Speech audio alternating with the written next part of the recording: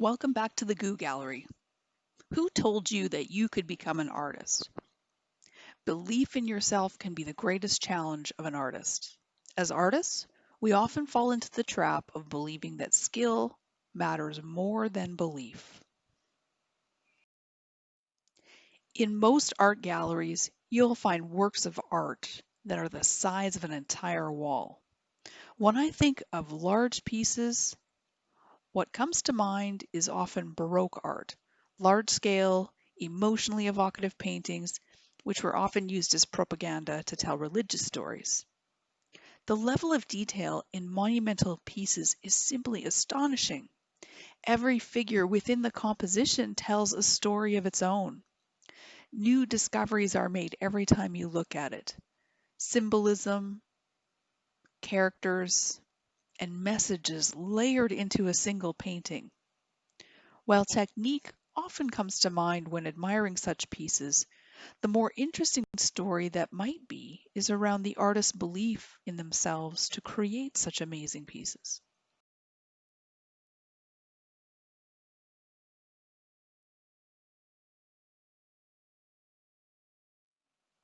Every so often, we check our boundaries as an artist.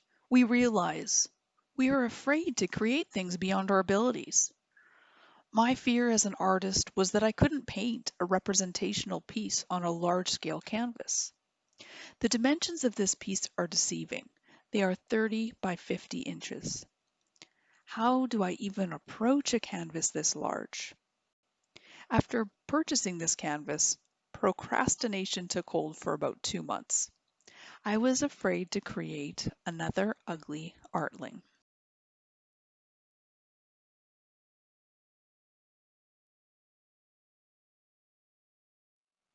Our fears are constructed around a story that is not necessarily true.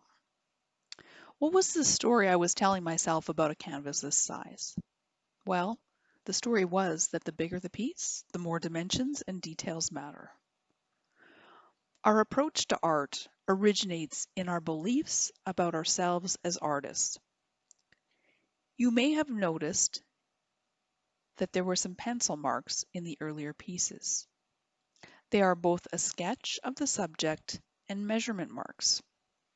This was a new technique for me that I had never used before.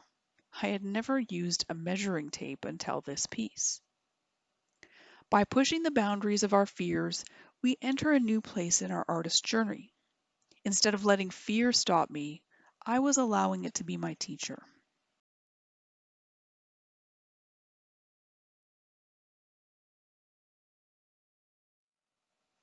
The not working moment in every painting always leads to the same internal monologue. What made you think you could be a painter? The water was the wrong color, the sky was flat and unbelievable, and what about that human blob driving the boat? Then I remind myself that it's my job to keep working and creating bad art. The inner critic tells you that the product is bad. When I reach this point, I know I'm about to have a breakthrough.